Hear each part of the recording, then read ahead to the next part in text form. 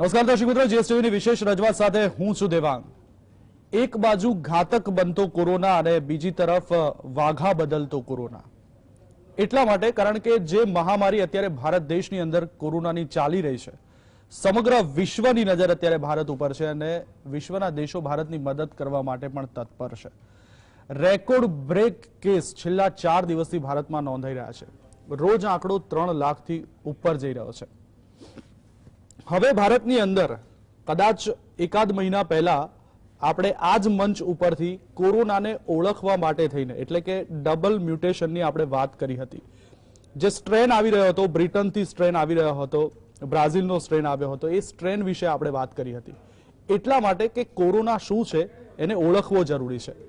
લગભગ એકાદ વર્ષ કરતા વધુનો સમય થઈ ગયો છે કોરોનાને ભારતમાં એન્ટ્રીની, પણ હજુ પણ આપણા દેશના વૈજ્ઞાનિકો અને ડોક્ટર્સ કોરોનાને ઓળખવા લાગેલા છે।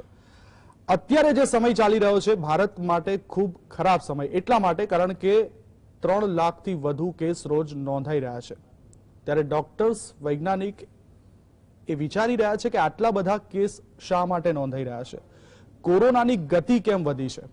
એની પાછળનું એક કારણ એ માનવામાં આવી રહ્યું છે કે જે ડબલ મ્યુટન્ટની આપણે હજુ વાત કરતા હતા, એમાં તો કોરોનાએ એનું રૂપ બદલીને હવે ટ્રિપલ મ્યુટન્ટ ધારણ કરી લીધું છે। એટલે કે જે ગતિથી કોરોના આગળ વધી રહ્યો છે એ એટલો ઘાતક પણ બની રહ્યો છે। ત્યારે આજે દર્શક મિત્રો, જીએસટીવીનો એક નમ્ર પ્રયાસ છે। એક તો મહામારી ચાલી રહી છે, હોસ્પિટલોમાં બેડ નથી મળી રહ્યા, ઓક્સિજનની અછત છે, ઇન્જેક્શનની મહામારી છે, લોકો મરી રહ્યા છે આ અભાવને કારણે। તંત્ર કદાચ આ બધી વ્યવસ્થાઓ કરવામાં લાગેલું છે પણ એમાં પણ ક્યાંક ઊણું ઉતરતું હોય તેવું દેખાઈ રહ્યું છે। ત્યારે અમારો એક નમ્ર પ્રયાસ એટલા માટે કે જે મહામારીનો આ સમય ચાલી રહ્યો છે, કોરોના શું છે, આ ટ્રિપલ મ્યુટન્ટ શું છે, શા માટે આટલા કેસ વધી રહ્યા છે, શું તકેદારી રાખવી જોઈએ, એ તમને સમજાવવાનો આજે આપણે એક નમ્ર પ્રયાસ કરીશું।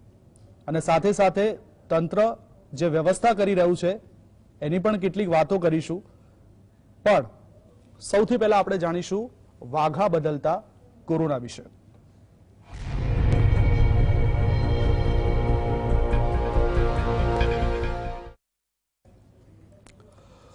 તો આ ચર્ચામાં ભાગ લેવા મારી સાથે સ્ટુડિયોમાં હાજર છે ડોક્ટર ઉર્વેશ શાહ, કે જેઓ પ્રોફેસર અને હેડ માઇક્રોબાયોલોજી જીસીએસ મેડિકલ કોલેજમાં છે। સાથે જ ડોક્ટર સાહિલ શાહ બહારથી આપણી સાથે જોડાયા છે, જોઈન્ટ સેક્રેટરી અમદાવાદ મેડિકલ એસોસિએશનમાં, doctor Mukesh Maheshwari senior pathologist અને ડોક્ટર વસંત પટેલ જાણીતા ફિઝિશિયન, સિનિયર ફિઝિશિયન। આપ તમામનું સ્વાગત છે।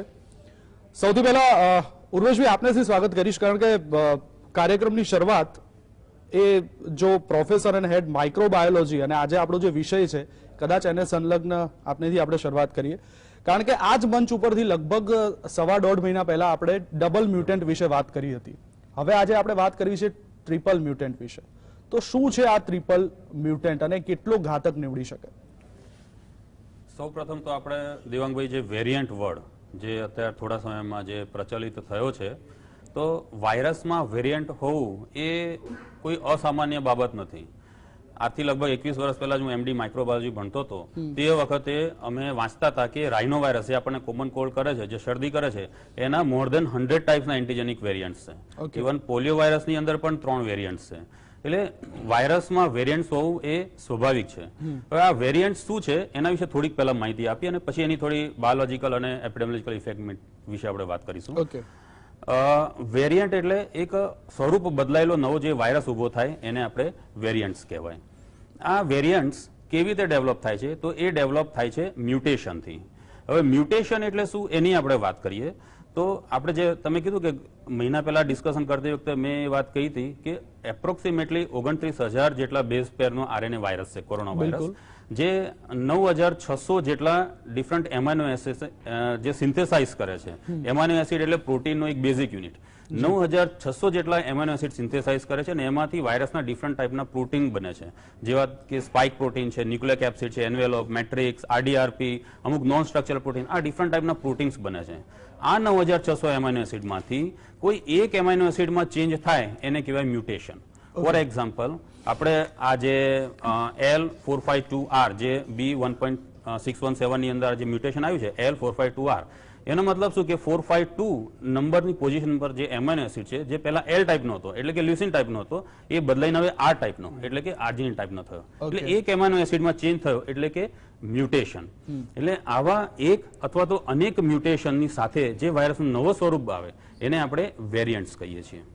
અત્યારે આપણે જે વાત કરી કે ડબલ મ્યુટન્ટ્સ જે મહારાષ્ટ્રના આઉટબ્રેકમાં અને પછી ઘણા બધા સ્ટેટ્સમાં એ ફેલાયો હોય, મેક્સિમમ અત્યારે એનું પ્રમાણ એ હોય એ આપણે માની રહ્યા છીએ, જે B1.617 છે, અથવા તો જે ટ્રિપલ મ્યુટન્ટ વેરિયન્ટ જે કહીએ છીએ આપણે, જે અત્યારે વેસ્ટ બેંગોલમાં જોવામાં આવ્યો છે, જે B1.618 છે. દે આર ઓલ વેરિયન્ટ્સ જેની અંદર મલ્ટિપલ મ્યુટેશન્સ છે. હવે મ્યુટેશનનું સિગ્નિફિકન્ટ અથવા તો વાયરસનું સિગ્નિફિકન્સ ત્યારે હોય કે જ્યારે મ્યુટેશન એ વાયરસને કોઈ સ્પેસિફિક પ્રોપર્ટી, એનો કોઈ પ્રકારનો સ્પેસિફિક નેચર ચેન્જ કરે.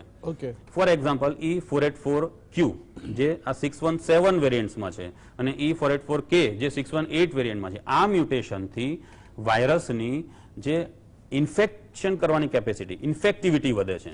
આ એક પ્રોપર્ટી, જે વાયરસની પ્રોપર્ટી વધી. બરાબર. બીજી પ્રોપર્ટી છે કે જો વાયરસની ઇમ્યુન એસ્કેપિઝમ પ્રોપર્ટી, એટલે જે પ્રાયર ઇન્ફેક્શનથી અથવા એન્ટીબોડીથી વેક્સિનેશનથી એન્ટીબોડી પ્રોડ્યુસ થયા હોય એની જોડે બાઇન્ડ કરવાની એફિનિટી ઓલ્ટર થાય, એને કહેવાય ઇમ્યુન એસ્કેપિઝમ. આ બીજી પ્રોપર્ટી. અને ત્રીજી પ્રોપર્ટી છે વાયરસની ઘાતકતા વધે, એટલે કે એનું વિરન્સ વધે. આ ત્રણ પ્રોપર્ટીમાંથી જો કોઈ એક પ્રોપર્ટી નવા વેરિયન્ટમાં આવે તો એ વેરિયન્ટને વેરિયન્ટ ઓફ કન્સર્ન કહીએ આપણે. અને પછી એનું પ્રોપર આપણે ક્લાસિફિકેશન થાય, જે પેંગોલિની જે સિસ્ટમ છે યુકેની બેઝ છે, જેની અંદર આપણે જીનોમિક સિક્વન્સ કરીને સબમિટ કરીએ છીએ અને એ પછી એનું ક્લાસિફિકેશન થાય. એટલે ફાઇનોજેનેટિકલી જે એસાઇનમેન્ટ ઓફ નેમ આઉટબ્રેક ગ્લોબલી, એ જે એનું લિનિયેજ સોફ્ટવેર સિસ્ટમ છે એની અંદર આનું ક્લાસિફિકેશન અને લેબલિંગ થાય છે, નેમિંગ થાય છે. બિલકુલ. હવે આ જે નવા વેરિયન્ટ્સ બે આયા, જે ડબલ મ્યુટન્ટ્સ વાળા B.1.617, જેની અંદર બે મ્યુટેશન, એની અંદર આમ તો 15 મ્યુટેશન છે, પણ એમાં બે મ્યુટેશન સિગ્નિફિકન્સ છે જે વાયરસની પ્રોપર્ટી સિગ્નિફિકન્ટલી ઓલ્ટર કરે છે. જે E484Q છે એ મ્યુટેશન, E484K મ્યુટેશન જે દેખાયો તો આપણે સાઉથ આફ્રિકાના અને બ્રાઝિલ સ્ટ્રેનમાં, એના જેવો જ છે. જેનાથી શું થયું છે કે એની ઇન્ફેક્ટિવિટી વધી છે. હવે ઇન્ફેક્ટિવિટી વધી છે એટલા માટેની ટ્રાન્સમિશન કેપેસિટી વધી છે. ઇન્ફેક્ટિવિટી વધી છે એટલા માટે એની બોડીની અંદર જ્યારે વાયરસનું એન્ટ્રી થાય છે ત્યારે સેલ ટુ સેલ ઇન્ફેક્શન પણ વધે છે, એટલે બોડીની અંદર પણ ફેલાવો ફટાફટ થાય છે, એટલે ઇનડાયરેક્ટલી ઘાતકતા વધે છે. એટલે આ એની મ્યુટેશનની સિગ્નિફિકન્સ છે. બીજું મ્યુટેશન છે જે L452R, એ મ્યુટેશન કેલિફોર્નિયાના વેરિયન્ટ્સમાં પણ જોવા મળ્યું હતું. એ B1.427, B1.429 એ જે કેલિફોર્નિયા એની અંદર પણ જોવા મળ્યું હતું. આ બે મ્યુટેશન છે જેનાથી એની ઇન્ફેક્ટિવિટી પણ વધે છે અને બીજું ઇમ્યુન એસ્કેપિઝમ પણ એનું વધે છે. એટલે કે જે પ્રાયર વેક્સિનથી એન્ટીબોડી થાય એની જોડે એની બાઇન્ડિંગ, કારણ કે એનો એન્ટીજન થોડોક સ્પાઇકમાં બદલાઈ ગયો એટલે એ બદલાય. હવે જે બેંગાલ સ્ટ્રેન છે, જે ટ્રિપલ મ્યુટન્ટ વેરિયન્ટ છે, એની અંદર શું છે કે 3 એટલા માટે કહે છે કે એક જગ્યાએ તો એમિનો એસિડ્સ જ જતા રહ્યા છે. બરાબર. એ બે પોઝિશનમાં એમિનો એસિડ્સ જ નથી થતા. એક E484K છે અને બીજો એક મ્યુટેશન છે જે ઓલરેડી પહેલેથી એક્ઝિસ્ટિંગ હતો, એ પણ અમુક સ્ટ્રેનમાં હતો, એ પણ આની અંદર જોવા મળે છે. એટલે આની અંદર 3નું કોમ્બિનેશનથી પણ ટ્રાન્સમિશન કેપેસિટી. બિલકુલ. બહુ સારી ભાષામાં ઉર્વેશભાઈએ દર્શક મિત્રો સમજાવ્યું છે કે ખરેખર આ ટ્રિપલ મ્યુટન્ટ શું છે અને એની અસરકારકતા કેવી છે, કેવી રીતના એ ઘાતક થઈ રહ્યો છે. આપણે બંગાળ સ્ટ્રેન નામ તો આપી દીધું, પણ ભારતની અંદર રિસર્ચ અને ડેવલપમેન્ટ કેટલા ચાલે છે? આપણે બ્રાઝિલના સ્ટ્રેનની વાત કરીએ, સાઉથ આફ્રિકાના સ્ટ્રેનની વાત કરીએ, ક્યારે એવું સાંભળ્યું કે આ ઇન્ડિયાનો સ્ટ્રેન આવ્યો છે? કેમ નહીં? કારણ કે આપણા દેશમાં એટલું રિસર્ચ અને ડેવલપમેન્ટ થતું નથી. અત્યારે ઘણા બધા સ્ટ્રેન ભેગા થઈને કદાચ આ ટ્રિપલ મ્યુટેશનનું સ્વરૂપ લઈ રહ્યો છે, પણ આ એટલો ઘાતક નીવડી રહ્યો છે કે હવે યુવાનો અને બાળકો પણ વધુમાં વધુ સંક્રમિત થઈ રહ્યા છે. ત્યારે સાહિલભાઈ, હું આપને પૂછવા માંગીશ કે આ જે ટ્રિપલ મ્યુટન્ટ જે ધારણ કર્યું છે વાયરસે, એમાં યુવાનો, કારણ કે જ્યારે પહેલી લહેર આવી હતી ત્યારે યુવાન અને બાળકો કદાચ તેમાંથી બાકાત હતા, પરંતુ હવે જે કેસ સામે આવી રહ્યા છે, કદાચ મૃત્યુના આંકડાઓમાં પણ જે યુવાનો છે એ જોવા મળી રહ્યા છે, બાળકો પણ વધુ સંક્રમિત થઈ રહ્યા છે. સૌ કોઈ જીએસટીવી ના દર્શક મિત્રોને મારા નમસ્કાર. દેવાંગભાઈ, આજે આપણે ટ્રિપલ મ્યુટન્ટ સ્ટ્રેનની વાત કરવા અહીંયા ભેગા થયા છીએ. Triple mutant strain actually Bengal સ્ટ્રેનના નામે ઓળખાય છે અને જે CSIR, IG, IBA એમના રિસર્ચ દરમિયાન એમને આ જાણવા મળ્યું હતું. એકચ્યુઅલી જે ડબલ મ્યુટન્ટ સ્ટ્રેન હતો, જે સાહેબે જેમ કીધું એમ કે B1.617, એની બેઝ પેરમાં સબસ્ટિટ્યુશન થયેલું કે ગ્લુટામેટના જગ્યાએ ગ્લુટામાઇન આવ્યું અને લાઇસિનની જગ્યાએ આર્જિનિન આવ્યું. હવે આ જે ત્રીજો જે નવો ટ્રિપલ મ્યુટન્ટ સ્ટ્રેન છે જે B1.618 એમાં ડિલીશન થયું છે 145 અને 146 બેઝ પેર ઉપર અને એના લીધે એ વધારે ઘાતક પુરવાર થયો છે અને એમાં આફ્રિકન, બ્રાઝિલ અને યુકે ત્રણેયના વેરિયન્ટ જોવા મળ્યા છે. એટલે આ સ્ટ્રેન એવું છે દેવાંગભાઈ કે જેને કોવિડ થયો હોય ભૂતકાળમાં અથવા જેને કોવિડની વેક્સિન લીધી હોય એને બી અસરકારક ના થાય એવું સર્જન થઈ રહ્યું છે, એવું રિસર્ચમાં જાણવા મળ્યું છે. અને આપની વાત હતી કે આ વખતે ગઈ વર્ષની કમ્પેરિઝનમાં જ્યારે ગયા વર્ષે કોરોના આવ્યો ત્યારે જીરિયાટ્રિક પોપ્યુલેશન એટલે કે વૃદ્ધ લોકોમાં અને કોમોર્બિડ પેશન્ટ્સ કે જેને બીપી હોય, ડાયાબિટીસ હોય, કેન્સરથી પીડાતા હોય કે રિનલ ફેલિયર, લીવર ફેલિયર એવી બધી કન્ડિશન્સના પેશન્ટ્સ વધારે એટ રિસ્ક હતા અને કોરોના એમનામાં પ્રબળ રીતે જોવા મળતો હતો. આ વખતની વેવમાં ખાસ એવું જોવા મળ્યું છે કે યુવાનો અને પીડિયાટ્રિક પેશન્ટ્સ બી બાકાત નથી રહ્યા. એમનામાં બી કોરોનાનો ખૂબ મોટો વ્યાપ જોવા મળ્યો છે. નો ડાઉટ એમનામાં રિકવરી રેટ ખૂબ સારો છે in comparison to the geriatric population, પણ અત્યારે એ લોકો બી બાકાત નથી રહ્યા અને એમનામાં બી સિમ્પટમ્સ જોવા મળે છે. એ ઉપરાંત આજે ટ્રિપલ મ્યુટન્ટ સ્ટ્રેનમાં રેસ્પિરેટરી ટ્રેક સાથે જીઆઈ ટ્રેક્ટ બી ઇન્વોલ્વ થઈ ગઈ છે. એટલે આપણને પેટમાં દુખવું, પેટમાં ચૂક આવી, ડાયેરિયા થવા, વોમિટિંગ થવું એ બી ખૂબ જોવા મળ્યું છે અત્યારના.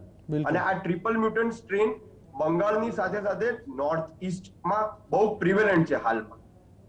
બિલકુલ, બહુ સારી માહિતી આપી. મુકેશભાઈ, આપની પાસે આવવા માંગીશ કારણ કે આની ઘાતકતા એટલી છે કે તમારી પાસે જો એન્ટીબોડી ધરાવતા વ્યક્તિ ઉપર પણ આ વાયરસ હુમલો કરે છે ટ્રિપલ મ્યુટન્ટ, તો એની અસરકારકતાને કેવી રીતે શક્ય થાય અને કેટલું નુકસાન કરી શકે?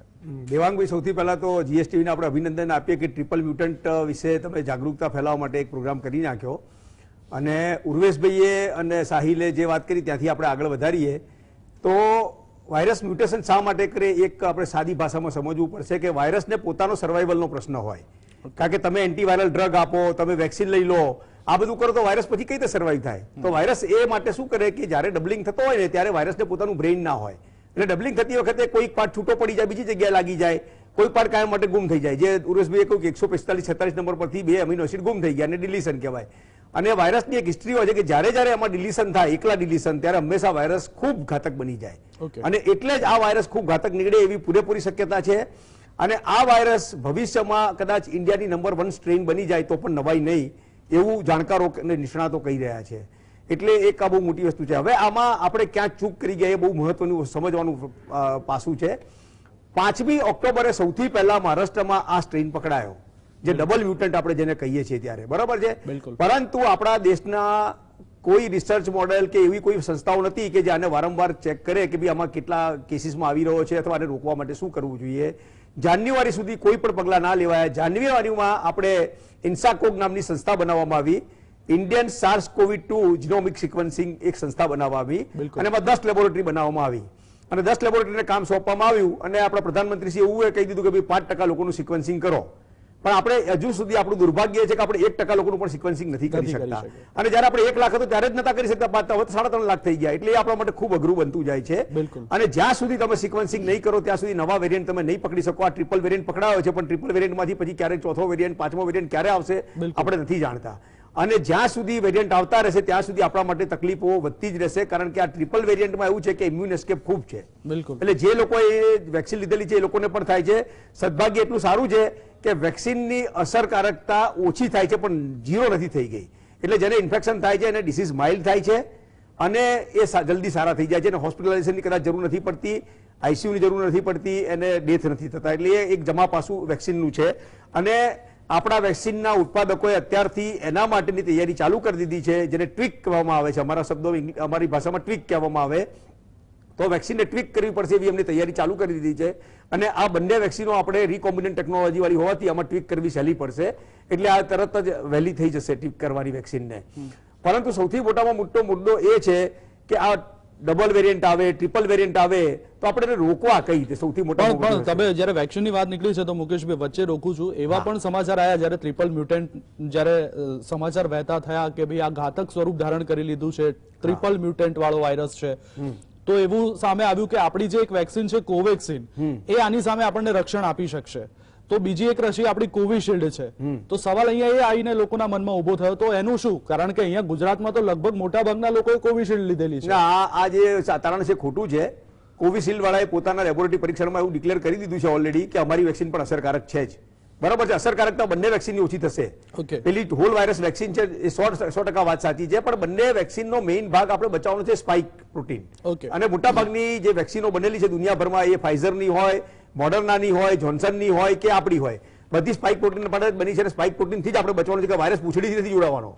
વાયરસ આપણા સેલમાં જ્યારે જોડાય છે ત્યારે સ્પાઇક પ્રોટીન પર એનું સેલ બાઇન્ડિંગ ટર્મિનલ હોય છે, એનાથી એ જોડાય છે, એટલે એના ત્યારે જ રોકવાનું આપણે જરૂરી છે. પરંતુ આમાં ઉર્વેશભાઈ જે પ્રમાણે કહ્યું ને કે જ્યારે સ્પાઇક પ્રોટીન પર જ્યારે મ્યુટેશન આવે, મેજર મ્યુટેશન કે જે આમાં 2 આવ્યા અને પછી પેલામાં 3 આવ્યા, તો એ શું કરે કે તમારી એન્ટીબોડી જ્યારે આવે ને ત્યારે એ પેલા સ્ટ્રક્ચરને આઈડેન્ટિફાઈ નથી કરી શકતી, નવો જે વાયરસ આવ્યો છે એના સ્ટ્રક્ચરને. એટલે એ શું છે કે વાયરસ તમારા શરીરમાં ઘૂસી તો જાય જ છે, અને ઘૂસીને જ્યારે રિપ્લિકેશન કરે અથવા તમને નુકસાન પહોંચાડવાની કોશિશ કરે ત્યારે એન્ટીબોડી એને આઈડેન્ટિફાઈ કરી દે છે. કારણ કે ઉર્વેશભાઈ જે પ્રમાણે કહ્યું કે 29,000 એમિનો એસિડ, એમાંથી 4,000 જેટલા એમિનો એસિડ એ સ્પાઇક પ્રોટીન પર છે, અને એમાં 6 એમિનો એસિડનું એક એવા ટેમ્પલેટ બનતા હોય છે. એ ટેમ્પલેટ પર 200 એપિટોપ છે જેની ઉપર આ એન્ટીબોડી અસર કરે છે. એટલે 3 કદાચ મ્યુટેશન આવ્યા, કદાચ 4 પણ આવશે તો પણ વેક્સિનની અસરકારકતા ઓછી થશે, પણ 0 નહીં થઈ જાય. અને ત્યાં સુધીમાં તો કદાચ આપણા વેક્સિન પ્રોડ્યુસર એની ટ્વીક કરીને અને વેક્સિનને બદલી પણ નાખશે. પરંતુ આ વસ્તુ આપણે વહેલા કરવાની હતી, કારણ કે જો આપણે પહેલાથી જાગી ગયા હોત કે આ મ્યુટેશન આવી ગયા છે તો વેક્સિનની જે નવી બેચ આવે છે એને ટ્વીક કરીને જ માર્કેટમાં એ લોકોએ મૂકી હોય. એટલે તો મુકેશભાઈ મેં પહેલા કીધું કે આપણે બ્રાઝિલના સ્ટ્રેન કે વેરિયન્ટની વાત કરીએ છીએ, આપણે કઈ દિવસ એવું સાંભળ્યું કે ઇન્ડિયાનો સ્ટ્રેન કે ઇન્ડિયાનો વેરિયન્ટ આવ્યો? એટલે હવે કારણ કે રિસર્ચ એન્ડ ડેવલપ ઉપર આપણે વધારે ભાર મૂકવાની જરૂર છે. તમારી વાત બિલકુલ સાચી છે. આગળ એની પણ ચર્ચા કરીએ, પણ વસંતભાઈ પાસે મારે જવું છે, કારણ કે મ્યુટન્ટ વિશે તો ઘણું જાણ્યું, પણ વસંતભાઈ તમારી પાસેથી એ જાણવું છે કે આ ડબલમાંથી ટ્રિપલ થયો, હવે ટ્રિપલમાંથી આપણે ચોથો મ્યુટન્ટ ના આવે એની માટે તકેદારી શું રાખવી અને કાચું ક્યાં કપાયું?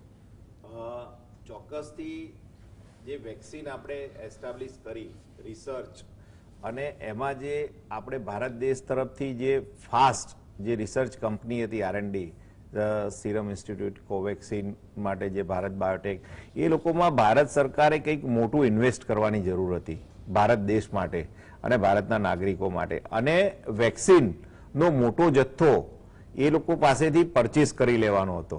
પહેલી વસ્તુ આ. બીજી વસ્તુ એ કે ભલે આટલું બધું સારું જે બી કર્યું છે કોરોનામાં સંક્રમણને રોકવા માટે, આપણે લોકડાઉન કર્યું, અનલોક કર્યું, બધું જ, પણ આપણે એક વેક્સિનની બાબતમાં મારું એવું ચોક્કસ માનવું છે કે કોઈ લેવલે આપણે ક્યાંક ગફલત થઈ ગયા છીએ. હા, અને એના કારણે આજે 20 થી 40, 50 વર્ષના યુવાનો જે 2-3 દિવસમાં 50-60% સુધી એમના લંગ્સ ઇન્વોલ્વ થઈ જાય છે, અને સૌથી વધુ ડેથ રેટ એમાં અત્યારે જોવા મળી રહ્યો છે, અને એમની ઓક્સિજનની જે રિક્વાયરમેન્ટ છે એ 3જા દિવસે ખૂબ જ વધી જાય છે. બિલકુલ, આ એક દુર્ભાગ્યની વાત છે. એટલે હું ઘણા ટાઈમથી, હું છેલ્લા 1-1.5 મહિનાથી હું બૂમ પાડી રહ્યો છું કે વેક્સિનેશન ફોર ઓલ. બિલકુલ, મેં હેશટેગ વેક્સિનેશન ફોર ઓલ ચલાવ્યું. બરાબર, એટલે આ જ્યારે આપણે સિનિયર સિટીઝનોને આપીને એની જગ્યાએ કદાચ આપણે આ 18 થી 45 વાળાને આપી હોત ને તો કદાચ ભારતનું ચિત્ર મારી દ્રષ્ટિએ કંઈક જુદું હોત. અત્યારે ઓક્સિજનના પ્લાન્ટ બહારથી ઇમ્પોર્ટ કરવા પડી રહ્યા છે, એ બધું કદાચ ચિત્ર અત્યારે ના હોત. કારણ કે બહાર કોણ જાય છે? ધંધા રોજગાર માટે યુવાન જાય છે. અને કોરોના, તમે આપણે એક સૂત્ર આપેલું, જો તમે ઘેર રહેશો તો કોરોના તમારા ઘરે નહીં આવે. એટલે બહાર જે જતા હતા યુવાનો નોકરી ધંધા કામ અર્થે, એ લોકો જ કોરોના ઘરે લઈ ગયા છે. જો આ યુવા વર્ગ જે નોકરિયાત વર્ગ છે એને તમે પહેલેથી જ વેક્સિન થી આપણે સિક્યોર કરી લીધો હોત ને તો કદાચ ભારત દેશનું ચિત્ર આજે કંઈક જુદું હોત. બરાબર છે. સાથે સાથે જે યુવાનો જે કોલેજ 20 થી 40 વર્ષના, એ લોકોએ જે SOP છોડી જ દીધી સદંતર કે ભાઈ આપણને શું કરી લેવાનું છે. કારણ કે પહેલાના ડેટા આપણે મીડિયામાં અને બધે એવા બતાવે કે ભાઈ આ જે ઓલ્ડ એજ છે એ લોકોને વધારે ઘાતક છે અને એ લોકોને વધારે મારે છે. પરંતુ આપણે ક્રાઇટેરિયા એવો હોવો જોઈએ કે ભાઈ આપણી એસેટ કોણ છે? ઇન્ડસ્ટ્રીઝ છે, તો ઇન્ડસ્ટ્રીની એસેટ ઓનર નથી, એના એમ્પ્લોયી છે. એમ્પ્લોયી પ્રોડક્શન કરીને ઓનરને આપે છે અને એ જીડીપીમાં ભાગ કાઉન્ટ થાય છે.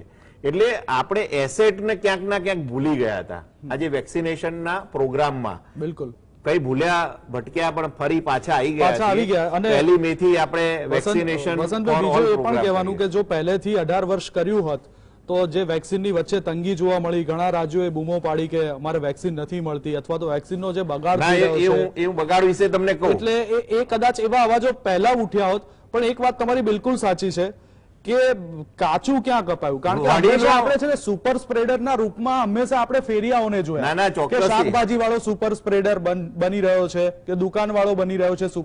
સુપર સ્પ્રેડર આપણા ઘરમાં પણ છે. જેમ કે વસંતભાઈએ કીધું કે રોજ નોકરીએ જનારો આપણો દીકરો એ રોજ બહાર નીકળે છે અને પાછો આવે છે, ત્યારે આ વખતનો જે ટ્રિપલ મ્યુટન્ટ વાળો વાયરસ છે, કદાચ એ વાયરસ ને એને સંક્રમણ લાગી ચૂક્યું અને એ ઘરમાં બીજાને પણ સંક્રમણ ફેલાઈ શકે છે. આની માટે પણ ક્યાંક તંત્ર દ્વારા પહેલેથી વિચારવાની જરૂર હતી. એ સુપર સ્પ્રેડરના રૂપમાં બીજાને નહીં પણ ઘરથી શરૂઆત કરવાની જરૂર હતી. શું કહેશો? એક બીજું એક વાત ઉમેરવા માંગુ છું, વસંતભાઈએ કહી ને એમાં એક વાત હું ઉમેરવા માંગુ છું કે દુનિયાની તમામ સરકારો, જે જાગૃત દેશની સરકારો છે, એ બધાએ વેક્સિનનો મોટો ડોઝ બુક કરી લીધો હતો. બિલકુલ. અને આપણે એમાં કાચું કાપ્યું. આપણે જ્યારે એમને કહ્યું કે સિરમ ઇન્સ્ટિટ્યૂટને, ભારત બાયોટેકને પૈસાની જરૂર હતી, ત્યારે આપણે પૈસા એ લોકોને ના આપ્યા. હમણાં આપણે 19મી એપ્રિલે પૈસા આપ્યા 4 મહિના પછી. તો હવે એક્સપાન્શન કરવા માંગશે તો પણ જુલાઈમાં એક્સપાન્શન થશે. એ વખતે તો ડિસેમ્બરમાં એ લોકો એક્સપાન્શન કરી દીધું હોત તો અત્યારે જે આપણી 5 કે 6 કરોડ વેક્સિન બનાવવાની કેપેસિટી છે, કદાચ 15 કરોડની થઈ ગઈ હોત. અને જો તો આપણી 15 કરોડ આપણે આપતા હોત તો 6 મહિનાની અંદર આપણે કદાચ 80-90 કરોડ લોકોને આપી દીધી હોત. એટલે આપણે ત્યાં કાચું કપાયું. બીજી વસ્તુ તમે એની સામે કમ્પેરિઝન કરો, યુએસએ 44,000 કરોડ રૂપિયા, $6 બિલિયન આપી દીધા હતા વેક્સિન કરનારની 4 કંપનીઓને કે આ ડૂબી જાય તો ભલે ડૂબી જાય. કારણ કે એમને ખબર હતી કે વેક્સિન એક જ વસ્તુ છે કે જે આપણને બચાવી શકે એમ છે. એટલે એમને ઇન્વેસ્ટ કર્યું. અને એમને શું કહ્યું કે ડિસેમ્બર મહિનામાં જ, ઓક્ટોબર, નવેમ્બર, ડિસેમ્બરમાં એ લોકોએ પોતાના નાગરિકોને 2 વાર આપી શકાય વેક્સિન બુક કરી છે. યુએસએ 100 બિલિયન વેક્સિન બુક કરી છે અને કેનેડાએ તો 4 વાર આપી શકાય એટલી વેક્સિન બુક કરી છે. એટલે હવે આપણે વેક્સિન માંગવા દુનિયા પાસે ગયા છીએ, પણ આપણે દુનિયા વેક્સિન સપ્લાય કરી શકીએ એમ છે જ નહીં. આપણે શું એમાં કન્ફ્યુઝ હતા કે શું આપણી વેક્સિન કેટલી અસરકારક નીવડશે, ના, પોલિસી પેરાલિસિસ. અથવા તો વિદેશની જે વેક્સિનો છે એ અહીંયા ક્યારે ઉપલબ્ધ હશે. Policy paralysis. દેશની અંદર ઘણી બધી વેક્સિન બનતી હતી, પ્રોડક્શન થતું હતું. પોઈન્ટ જોડવા માંગુ છું. આજે આઈપીએલ રમાડવા માટે, આઈપીએલ ની ટીમો ઉતારવા માટે અંબાણી પરિવારને બધા આખા ક્રિકેટરોને ખરીદે છે, બરાબર, અને એમની ટીમ ઉતારે છે. જો એમને CSR ના પાર્ટ રૂપે આ જે વેક્સિન બનાવનારી કંપની જોડે વેક્સિન બુક કરી હોત ને તો કદાચ કંઈક મોટું પુણ્યનું કામ કર્યું હોત આઈપીએલ કરતા. અને તમે એવા ખાસ એમાં એક બીજો પોઈન્ટ ઉમેર્યું કે જે સિરમ ઇન્સ્ટિટ્યૂટે જે એક્સપાન્શન કર્યું ને, એમાં બિલ એન્ડ મિલિન્ડા ગેટ્સ ફાઉન્ડેશને 2200 કરોડ રૂપિયા આપ્યા છે. તમે વિચાર કરો, એ લોકોએ દૂરદર્શી જુઓ કે એમને આપણા દેશમાં 2200 કરોડ રૂપિયા રોક્યા અને આપણે ના રોકી શક્યા. પણ મુકેશભાઈ, એક બીજો ઉદાહરણ, તમે અમેરિકા કે કેનેડાની વાત કરી, પણ બ્રિટનનું જો ઉદાહરણ આપીએ, આ એક એવો દેશ છે કે હવે એ કોરોનામાંથી મુક્ત થઈ રહ્યો છે ધીમે ધીમે. એ લોકો માસ્કમાંથી મુક્ત થઈ રહ્યા છે, બજારો ખુલવા માંડી છે. એવી તો કઈ પોલિસી ત્યાં વાપરી? કારણ કે જો અંગ્રેજો કરી શકતા હોય તો શું આપણે ના કરી શકીએ? એમની વેક્સિન એજ્યુકેશન પોલિસી દુનિયામાં એક ઉદાહરણ બની જશે. એમનું NHS જે છે ને, નેશનલ હેલ્થ સર્વિસીસ, દુનિયામાં વખણાય છે. એ લોકો એક પ્રોગ્રામ બનાવી દીધો કે આપણે આ કોરોના રાહો હશે તો આપણે માસ્ક અને સેનિટાઇઝેશનથી આખી જિંદગી નહીં રહી શકીએ, એટલે આપણે વેક્સિનેટ કરવા માંડો. અત્યારે બ્રિટનના 65 થી 70% લોકોને વેક્સિનેટ કરી નાખ્યા છે અને એના કારણે 60,000 વાળા કેસ અત્યારે 3 કે 4,000 અને મૃત્યુ જે 1500-2000 થતા હતા એ 3 કે 4 પર આવી ગયા. એક મોટામાં મોટું ઉદાહરણ છે વેક્સિનેશનનું. અને એ લોકોએ એમની તમામ કંપનીઓની પાસેથી વેક્સિન બુક કરી લીધી. એ લોકોએ, મને લાગે છે કે મારો અંદાજ છે ત્યાં સુધી પ્રમાણે 80 મિલિયન વેક્સિન બુક કરેલી છે યુરોપિયન યુનિયને. એટલે એ લોકો તમામ નાગરિકોને 2 વાર વેક્સિન આપશે તો પણ એમની પાસે વેક્સિન સરપ્લસ રહેશે. એટલે કદાચ ભવિષ્યમાં એવું આવે કે ભાઈ 8-10 મહિના પછી બુસ્ટર ડોઝ આપવાનો તો પણ એમની પાસે અવેલેબલ છે. અને હવે આપણી પરિસ્થિતિ એવી થઈ ગઈ કે આપણે આખી દુનિયા માટે વેક્સિનેશન માટે આપણે પરચેસ માટે ખોલી નાખી, પણ તમે ફાઇઝર પાસે વેક્સિન છે જ નહીં, કારણ કે ઓલરેડી એ બુક થઈ ગયેલો છે. એની જે પ્રોડક્શન કેપેસિટી છે એ તો બુક થઈ ગયેલી છે, એટલે તમને ક્યાંથી આપી શકશે? બિલકુલ. એટલે આપણે વિશ્વગુરુ બનવાની વાતો કરીએ છીએ, પ્લાનિંગની વાતો કરીએ છીએ, દીર્ઘદ્રષ્ટા, ખબર નહીં ક્યારે ભારત દેશ આ તરફ આગળ વધશે. કારણ કે જે મહામારીમાં રોજ જે આંકડા આવી રહ્યા છે, અહીં બેઠેલા જે મહાનુભાવ ડોક્ટર્સ છે, ઇવન ઇન્ક્લુડિંગ મી, કે જે ફોન આવે છે રોજ આપણી ઉપર, કદાચ આપણે કોઈને મદદ પણ નથી કરી શકતા. આજે એવી પરિસ્થિતિ આવીને ઊભી છે. આ ટ્રિપલ મ્યુટન્ટ શું છે, એની અસરકારકતા કેમ આટલી ઘાતક છે અને કેવી રીતે નિવારી શકાય, એ તમામ બાબતો ઉપર આપણે વાતો કરીશું. પરંતુ દર્શક મિત્રો, હાલ સમય થયો છે એક બ્રેકનો. મળીએ એક શોર્ટ બ્રેક બાદ. ઘાતક બનતો કોરોના અને વાઘા બદલતો કોરોના. બ્રેક બાદ દર્શક મિત્રો ફરી એક વખત આપનું સ્વાગત છે. આપણે વાઘા બદલતા કોરોના વિશે વાત કરી રહ્યા છે. 1 વર્ષ ઉપરનો સમય વીતી ગયો છે અને હજુ આપણે કોરોનાને ઓળખી રહ્યા છે. નો ડાઉટ કે વિશ્વના દેશોએ અને ભારત દેશે પણ કોરોનાની વેક્સિન તો બનાવી લીધી છે, પરંતુ કોરોના પોતાનું રૂપ બદલી રહ્યો છે.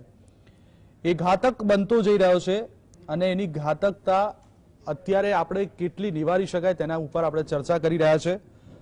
હું સીધો જ ઉર્વેશભાઈ આપની પાસે આવવા માંગુ છું, કારણ કે બ્રેક પહેલા જે આપણે વાતો થઈ હતી એ ટ્રિપલ મ્યુટન્ટ શું છે એની આપણે વાતો થઈ, અને ક્યાં અને કેવી રીતે અસર કરે છે એની વાતો થઈ. હવે એનું સમાધાન વિશે આપણે વાત કરીએ તો ઉર્વેશભાઈ મને એ જણાવો કે અત્યારના સમયમાં યુવાનો અને બાળકો સૌથી વધુ સંક્રમિત થઈ રહ્યા છે. એવું કહેવાય છે કે પહેલા યુવાનો અને બાળકોમાં ઓછા કેસ જોવા મળતા હતા અને અત્યારે દર ત્રીજા દિવસે, એટલે કે જો તમે સંક્રમિત થાવ તો ત્રીજા દિવસે આ વાયરસ તમારા ફેફસામાં જતો રહે છે, ચોથા દિવસે શરીરમાં ઓક્સિજનની કમી થાય છે અને એવા કેસ પણ જોયેલા છે ઉર્વેશભાઈ કે 6-7 દિવસની અંદર કેસ ફેલ થઈ જાય છે. આટલી બધી ઘાતકતા અને એ પણ યુવાનોમાં, તો એને કેવી રીતે નિવારી શકાય? જે અત્યારે આપણે એવું માનીએ છીએ કે 617 ડબલ મ્યુટન્ટ મોસ્ટ પ્રોબેબલી ગુજરાતમાં હશે, કારણ કે જે મહારાષ્ટ્રમાં જે ડબલ મ્યુટન્ટ હતો એના જેવી એપિડેમિયોલોજી આપણે અહીંયા પણ જોવામાં આવી છે. હા, આપણે 100% કન્સર્ન હોવું જોઈએ ટ્રિપલ મ્યુટન્ટ વેરિયન્ટ્સ જે બેંગાલની છે, કારણ કે એનું પણ મોરલેસ કદાચ એના કરતાં વધારે એની ઇન્ફેક્ટિવિટી હશે, એટલે એને કારણે એની ઘાતકતા વધી શકે. હવે ઘાતકતા છે ને આપણે બે રીતે જોવાય.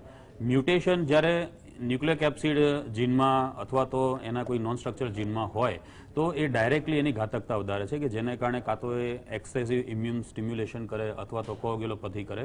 આ એની ઘાતકતા ડાયરેક્ટલી વધારે છે. અને એવા પણ મ્યુટેશન્સ આપણે શરૂઆતના ફેઝમાં જોયા હતા કે જે ન્યુક્લિયોકેપ્સિડ જીનના મ્યુટેશન હતા, જેની અંદર ઘાતકતા વધારે હતી.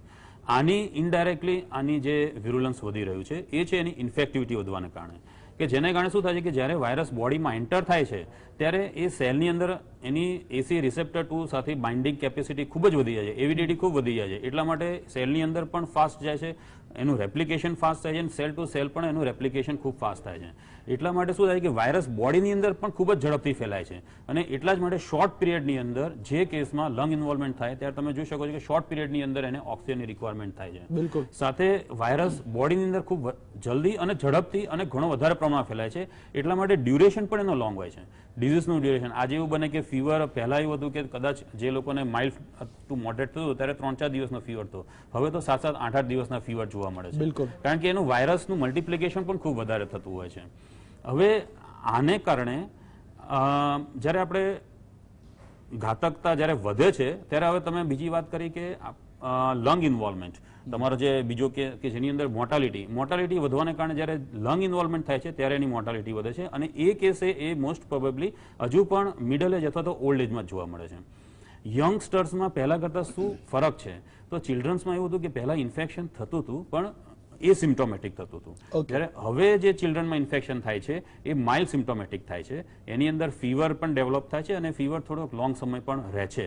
પણ હજુ પણ એટલું થોડુંક સંતોષ માનીની વસ્તુ છે કે ચિલ્ડ્રનની અંદર સિવિયરિટી હજુ એટલી બધી વધારે નથી. હજુ સીઆરપી નોર્મલ આવે છે, સાયટોકાઇન સ્ટ્રોંગ ડેવલપ થતો નથી, લંગ ઇન્વોલ્વમેન્ટ એક્સેસિવ થતું નથી, ચિલ્ડ્રન્સમાં ઓક્સિજનની રિક્વાયરમેન્ટ પણ એટલી જોવા નથી મળતી.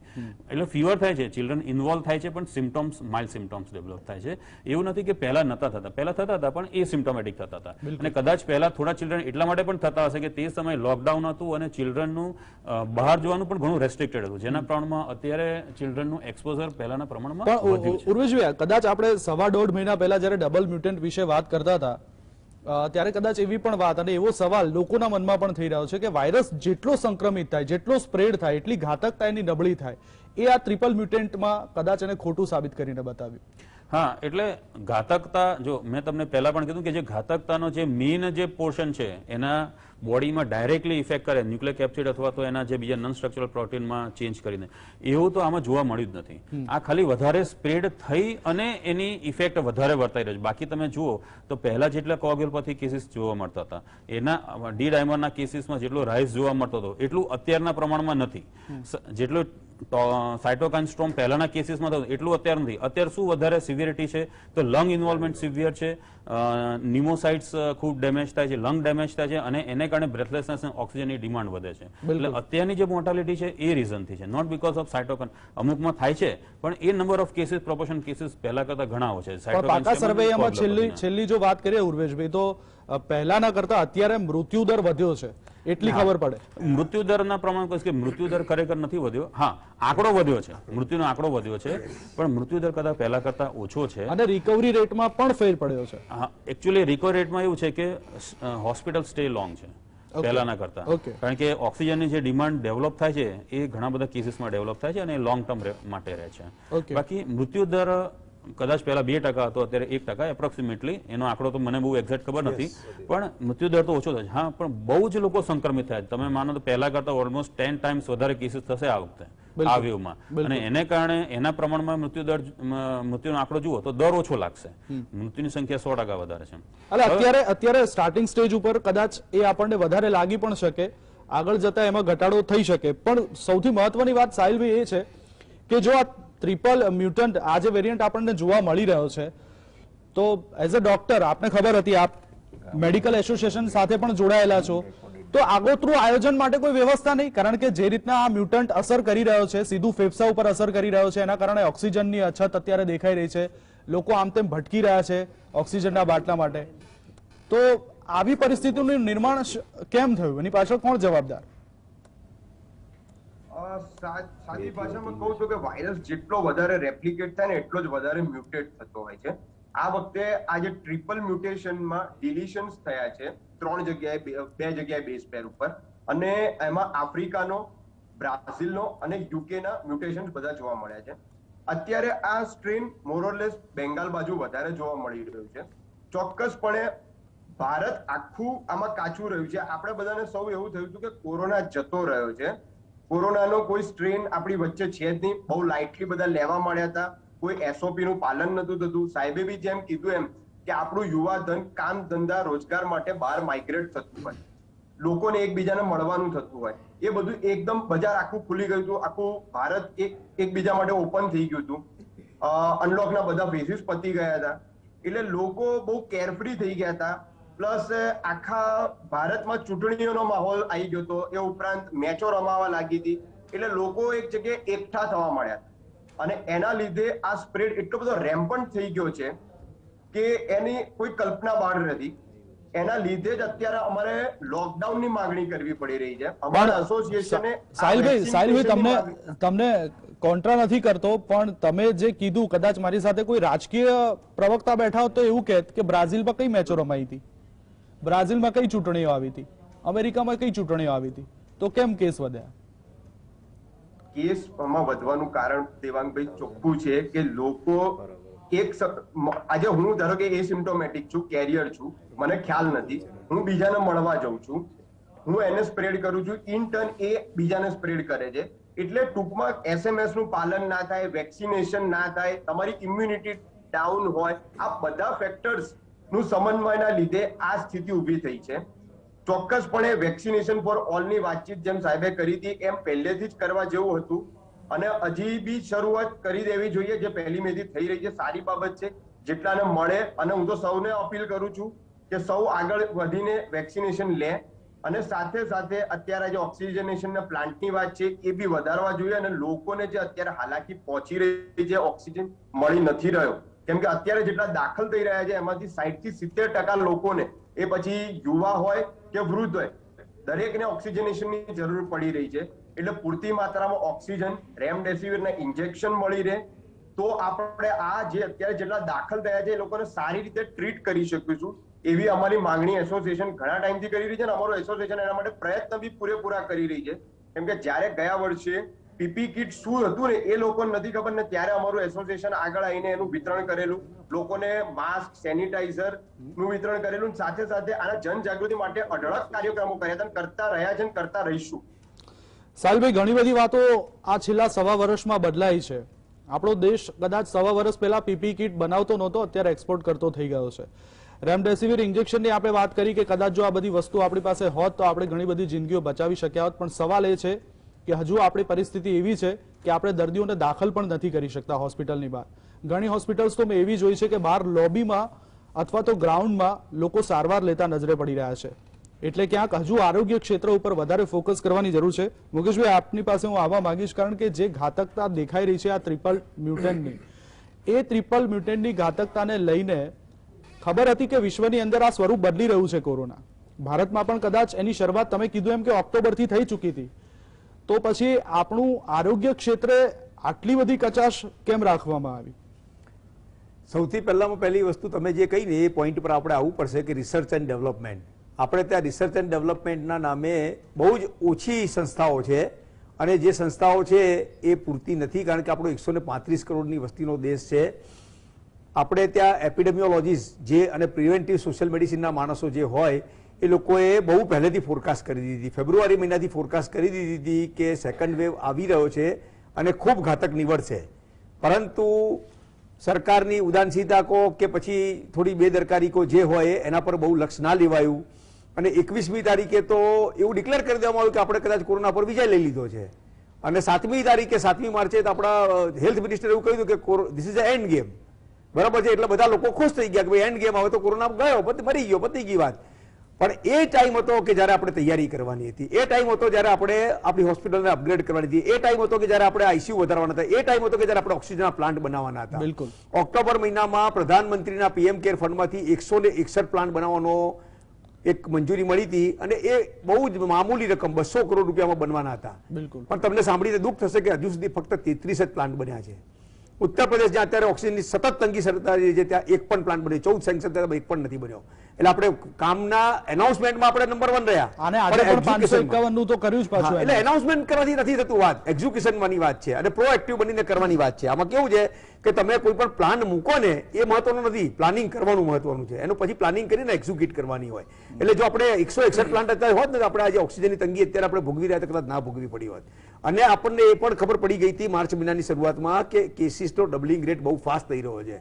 તો આપણે એના માટે કે આપણને ખબર હતી કે ઓક્સિજન વધારે જરૂર પડવાનો છે, તો આપણે એના માટેની વ્યવસ્થા પહેલા કરવાની હતી. અત્યારે જે દિલ્હીમાં ગઈકાલે બનાવ બન્યો કે 20 લોકો ઓક્સિજનના અભાવે મરી ગયા, આજે ફરી પાછા 20 મરી ગયા, બહુ દુઃખદ વાત છે. તમે સમજો કે આપણે હવે કે આર્થિક રીતે પછાત દેશમાં નથી, આપણે વિકાસશીલ દેશમાં આવીએ છીએ. એટલે વિકાસશીલ દેશને એક વિઝન હોવું જોઈએ આપણું.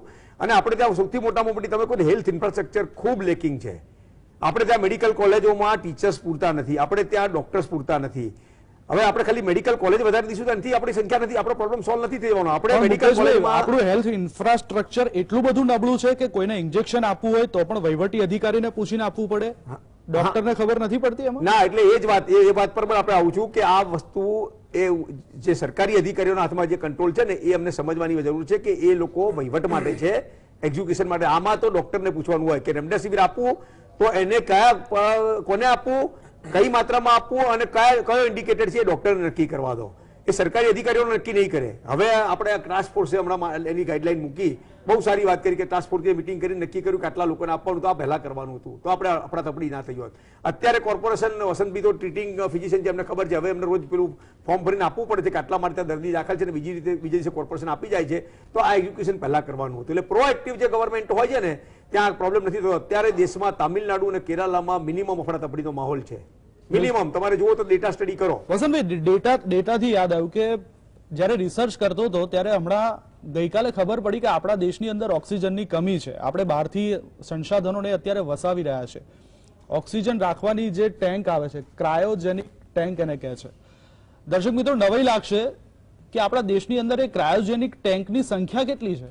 ફક્ત 1500 ટેન્ક આપણી પાસે, ફક્ત 1500 ટેન્ક છે. હવે એમાં ઓક્સિજનનું તમે પરિવહન કેવી રીતે કરી શકો આખા દેશની અંદર? આની માટે કેમ આપણે દીર્ઘદ્રષ્ટા ન બની શકીએ? 1 વર્ષથી આપણે કોરોના સામે લડી રહ્યા છે. આપણે નહીં, આખું વિશ્વ લડી રહ્યું છે.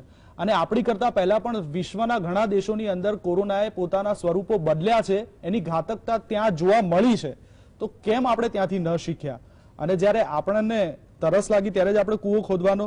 ત્યારે વસંતભાઈ, અહીંયા એ પણ પૂછવાનું થાય છે કે શું મેનેજમેન્ટનો અભાવ રહ્યો કે પછી મેડિકલ ક્ષેત્રનો અભાવ?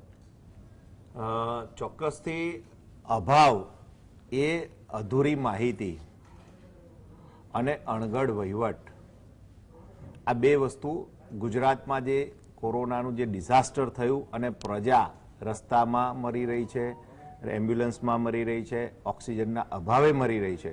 આ 2 કારણ છે. અપૂરતી માહિતી અને અધૂરી માહિતી. જે તમે અત્યાર સુધી આંકડા આપ્યા છે એના પ્રોરેટા પ્રમાણે તમને ઇન્જેક્શન કે બધું મળી રહ્યું છે, અને એ આંકડાને આધાર લઈને જ ફાર્માસ્યુટિકલ કંપની અને ડિસ્ટ્રીબ્યુટર્સ ગુજરાતમાં ઇન્જેક્શનોનો સ્ટોક કરતા હોય, અથવા તો કોઈ પણ દેશ કે રાજ્યમાં એ પ્રમાણે જ કરતા હોય. એટલે આપણે ગુજરાતની જ વાત કરવી છે, મારે ભારતની નથી કરવી. ગુજરાતમાં એન્ટીજન દ્વારા જે પોઝિટિવ આવતા હતા કોરોનાના કેસ, એક પણ કેસ ગુજરાત સરકારને આ અધિકારીઓ દ્વારા ડિક્લેર કરવામાં આવ્યો નથી. મોટામાં મોટી ખાટલે ખોડ આ, અને આ મોટામાં મોટી ભૂલ છે અધિકારીઓની. જો એમણે એન્ટીજન આરટીપીસીઆર ટેસ્ટ સરકારી અને પ્રાઇવેટ હોસ્પિટલમાં ડિટેક્ટ થતા બધા જ કેસ જો ફૂલ્લી ડિક્લેર કર્યા હોત, ગુજરાતનો ભલે આંકડો વધ્યો હોત, પરંતુ ગુજરાતના ફાર્માસ્યુટિકલ કંપનીવાળા હોય એ પ્રમાણે રેમડેસિવિર ઇન્જેક્શન સ્ટોકમાં રાખ્યા હોત તો આ ગુજરાતની પ્રજાની પીડા ના થાત. એ જ પ્રમાણે ગુજરાતમાં ઓક્સિજન સપ્લાયર્સ અને સિલિન્ડર્સનો સ્ટોક જે મેડિકલ ઓક્સિજન વાળા હતા એ લોકોએ સ્ટોક કર્યો હોત. એની સાથે સાથે એના રેગ્યુલેટર, અત્યારે રેગ્યુલેટર નથી મળતા, સિલિન્ડર મળે છે, રેગ્યુલેટરનું અછત છે, તો રેગ્યુલેટર પણ એ સ્ટોકિસ્ટોએ માલ મંગાવ્યો હોત. હોસ્પિટલની જરૂરિયાત, તો હોસ્પિટલો પણ સરકાર, માનનીય રૂપાણી સાહેબ ને નીતિનભાઈ સાહેબે ખૂબ મહેનત કરી છે. હું ખૂબ આભાર માનું છું. એ રાત દિવસ જોયા વગર બધે ફરી રહ્યા છે. અધિકારીઓ ઓફિસમાં બેસીને વહીવટ કરી રહ્યા છે અને ખોટા આંકડા ઉપર મોકલી રહ્યા છે. બદનામ કોણ થઈ રહ્યું છે? આપણી ચૂંટાયેલી સરકાર, ગુજરાતની સંવેદનશીલ સરકાર અત્યારે બદનામ થઈ રહી છે અધિકારીઓના કારણે, અને લોકો મરી રહ્યા છે. ચોક્કસ પગલા લેવા જોઈએ સાહેબે. પણ વસંતભાઈ, એ તો સરકાર તો કદાચ બદનામ થઈ છે, પણ વસંતભાઈ બીજું પણ એક કહીશ કે 1 વર્ષથી તમે જે ડોક્ટર્સ મહેનત કરી રહ્યા છો, રાત દિવસ પોતાના પરિવારને ભૂલીને, કદાચ એ મહેનત ઉપર પણ જે રીતના પાણી ફરી વળ્યું છે. અમારા જે મહેનત હતી એના ઉપર તો અત્યારે એકદમ, અમને કેટલો ઓક્સિજન વાપરવાનો એ પણ અમારે એનો રેકોર્ડ કરવાનો કે ભાઈ ઓક્સિજન કેટલો વાપરો છો તમે. આવા જીઆર થઈ રહ્યા છે. હવે આ જીઆર કરવા વાળા કોઈ પણ હોય વ્યક્તિ, અધિકારીઓ, એ એક દિવસ કોઈ પણ હોસ્પિટલમાં જાય ને કોને કેટલો ઓક્સિજન છે ને એનું એકવાર એ ટેબલ બનાવશે ને તો બીજા દિવસે આવશે જ નહીં. એ તરત બીજા દિવસે જીઆર બદલી કાઢશે કે આ જીઆર ખોટો છે. એ કેવી રીતે કરી શકે? સાહેબ, એક દિવસ તો સામાન્ય માણસ બનીને જીવો. જે પણ અધિકારીઓ છે એમને એક વિનંતી છે કે એક દિવસ ફક્ત 24 કલાક સામાન્ય માણસ બનીને જીવો અને હોસ્પિટલમાં દાખલ થવાનો પ્રયત્ન કરો. સાહેબ, તમે 108 વગર દાખલ ના થઈ શકે. પેશન્ટનું SpO2 50 થઈ જાય, એસવીપી ના દરવાજા ખખડાવે, પેલા લોકો એમ કે આ પ્રોટોકોલ છે અમારો, અમે દાખલ નહીં કરીએ. બિલકુલ બેન કે અમારા સગા હોય તો પણ અમે ના કરી શકીએ. આ પરિસ્થિતિ જ્યાં ઇમરજન્સીમાં તમારે કરવાનું કશું જ નથી. તમે એસવીપી માં 25 કન્સલ્ટન્ટ કે MBBS ને બેસાડી દો, જેટલી આવે છે ઇમરજન્સી હેન્ડલ કરો. SpO2 ઓછું છે, ઓક્સિજન છે, તો એને તરત પાછળ જવા દઈને ઓક્સિજન ચાલુ કરો. સારા છે, સેટલ છે, એને તમે દવા આપીને ઘરે મોકલી દો. પણ વસંતભાઈ, આ કેસ થાય જ નહીં. પણ વસંતભાઈ, સવાલ અહીંયા એ છે કે આ તો નથી મોતનો મલાજો જળવાયો, નથી ગરીબોની ગરિમા જળવાઈ. આજે જ અમારા જે સંવાદદાતા છે, જે આપણે કન્વેન્શન સેન્ટરમાં 900 બેડ ચાલુ કર્યા, સાહેબ 2 લોકો એ સંવાદદાતાની સામે મૃત્યુ પામ્યા. એટલા માટે કારણ કે એ લોકો 108માં નહોતા. તો સાહેબ, એટલી સંવેદના નથી આ તંત્ર પાસે કે સામે હોસ્પિટલ છે, ડોક્ટર છે, જે જોઈએ છે એ મળી જાય છે. માણસ અહીંયા મરી રહ્યો છે તો શું 108માં જાય તો જ એની સારવાર કરાવવાની? આજે છે ને આપણા ગૃહમંત્રીશ્રીએ પોતે જ એક નિવેદન આપ્યું છે. પોતે જ એમને કહ્યું છે કે 108માં આવે એક દર્દી, બીજા દર્દી નહીં. હું અભિનંદન આપું છું એમને કે આ પ્રશ્ન એમને ઉઠાવ્યો છે, અને હું એવું આશા રાખું છું કે એના પર એક્ઝિક્યુશન કરાવશે અને આ 108માં આવે એક દર્દી અને બાકીના દર્દીને એ કઢાવી નાખે. કારણ કે દર્દી 108માં બી આવી શકે છે, પ્રાઇવેટ વ્હીકલમાં બી આવી શકે છે, રિક્ષામાં બી આવી શકે છે, જેની પાસે સંસાધન હોય ચાલતો પણ આવી શકે છે. ચોક્કસ દર્દી એ દર્દી છે. દરેક દર્દીને ટ્રીટમેન્ટનો રાઈટ છે અને દરેક ડોક્ટરને દર્દીને ટ્રીટમેન્ટ આપવાનો એક એની ફરજ બને છે. અને જો તમે મેડિકલ ઇથિક્સ, આ તો મેડિકલ ઇથિક્સ ને અગેન્સ્ટ જઈ રહ્યું છે કે એક માણસ મરી રહ્યો છે અને અમે દવા નથી આપી. આ મેડિકલ ઇથિક્સ નથી આ રહ્યું. અમારું મેડિકલ ઇથિક્સ એવું કહે છે કે ત્યારે તમે પૂરેપૂરી તાકાત લગાવી દો ને બચાવવા માટે. અને સાહેબ, હું તો એવું કહું છું કે જો તમે આ નિયમ બનાવ્યો છે કે 108માં દર્દી આવે તો સાહેબ લાશોને લોકો લારીઓમાં લઈને જઈ રહ્યા છે. ત્યાં પણ નિયમ બનાવો કે આ મોતનો મલાજો જળવાવો જોઈએ. સાહેબ, ત્યાં કેમ તંત્ર ચૂપ ના બેઠું ના છે? સાહેબ, અમિતભાઈ સાહેબે બંગાળની ચૂંટણી પહેલા એક આંટો અહીંયા મારી દીધો હોત ને તો કદાચ ગુજરાતમાં ઘણા લોકો બચી ગયા હોત. કઈ નહીં, આજે પણ જે અધિકારીઓ દ્વારા આવા નિયમો બનાવવામાં આવ્યા છે, અમિતભાઈ સાહેબ, મારી ગુજરાતની જનતા વતી આપને નમ્ર અપીલ છે, તાત્કાલિક કઈ નિર્ણય લો ગુજરાતની પ્રજા માટે અને આવા અણઘડ અધિકારી અને અણઘડ નિયમોને દૂર કરો અને પ્રજાને કંઈક રાહત આપો. મેં ગુજરાત અમદાવાદના કોર્પોરેશનના ઉચ્ચ ચૂંટાયેલા હોદ્દા પર રહેલા એક વ્યક્તિને ફોન કરેલો.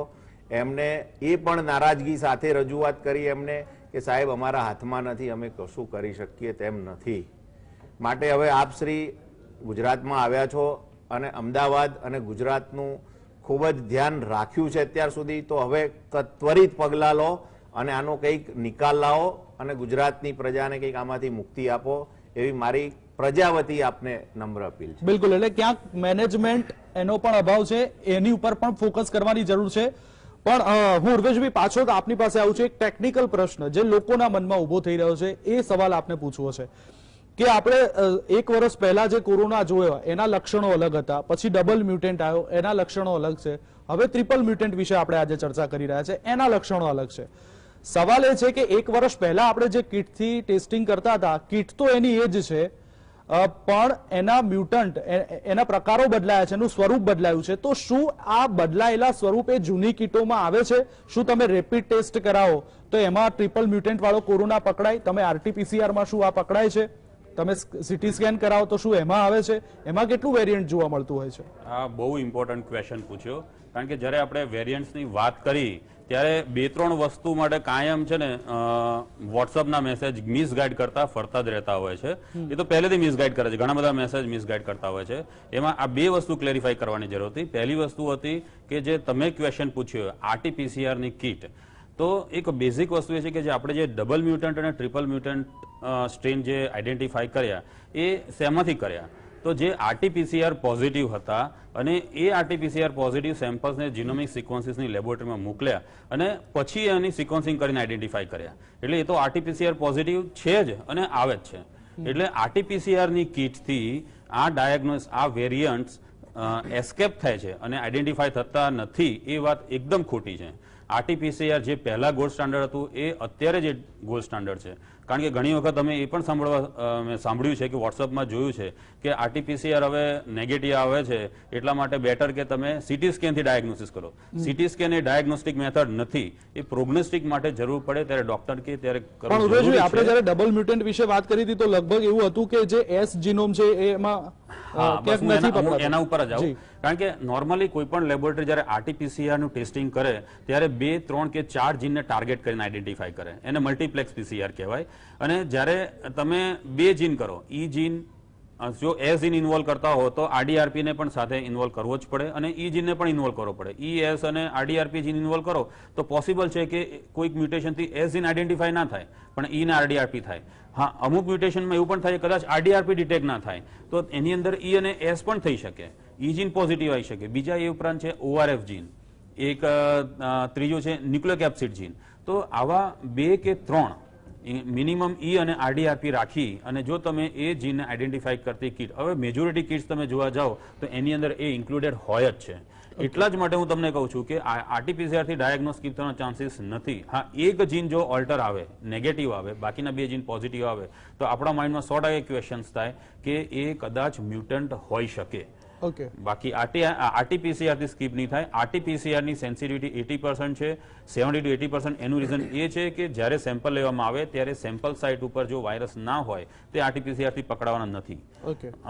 અમુક લેટ સ્ટેજમાં જો સેમ્પલ લેવામાં આવે, કારણ ઘણી વખત વાયરસ લોઅર રેસ્પિરેટરી ટ્રેકમાં, અપર રેસ્પિરેટરી ટ્રેકમાં સેમ્પલિંગ કલેક્શન ટેકનિક પ્રોપર ના હોય, આ બધાને કારણે ફોલ્સ આપણે જે અત્યારે ઘણી બધી લેબોરેટરીમાં 3-3, 4-4 હજાર સેમ્પલનો બેકલોગ થઈ ગયો છે. આજે RT-PCR ટેસ્ટ આપો 4-5 દિવસે પેરીફ્રીમાં એનું રિઝલ્ટ મળે છે. તો જે સેમ્પલ આપણે લીધું છે એ 4-5 દિવસ પછી જે એનું હા, સાયકલ એટલે થશે એમાં તો શું એમાં એ રિઝલ્ટમાં શું પ્રોબ્લેમ આવશે? જો સેમ્પલ અને જ્યારે લેબોરેટરીમાં તમે પહોંચાડો છો ત્યારે લેબોરેટરીમાં સેમ્પલની જાળવણી કરવાની એની પ્રોપર મેથડ હોય છે. એને તમે -20 અને -80 એ લોકો પાસે રેફ્રિજરેટર હોય છે, એની અંદર એને સેમ્પલની જાળવણી કરવામાં આવે તો એની અંદર એ જીન ડિસ્ટ્રોય થતા નથી. ચલો સમય ઓછો છે, પણ મુકેશભાઈ આપણે બહુ સારો આ સવાલ થઈ રહ્યો એટલા માટે કારણ કે લોકોની અત્યારે લાઈનો લાગી છે આરટીપીસીઆર માટે કે રેપિડ માટે.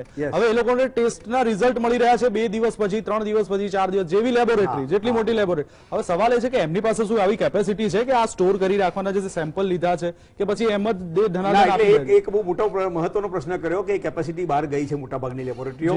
બીજી વસ્તુઓ જે માણસો સેમ્પલ કલેક્શન કરવામાં છે એના પર પણ હ્યુજ વર્કલોડ આવી ગયો છે, એટલે એ પણ થાકશે. તમે સમજો મારી વાત કે જે માણસ રોજના 20 સેમ્પલ લેતો તો એને 100 સેમ્પલ લેવાના કહેશો તમે તો એ થાક્યો હશે તો કદાચ પ્રોપર સેમ્પલિંગ નહીં લે, પ્રોપર હિસ્ટ્રી પણ નહીં લે.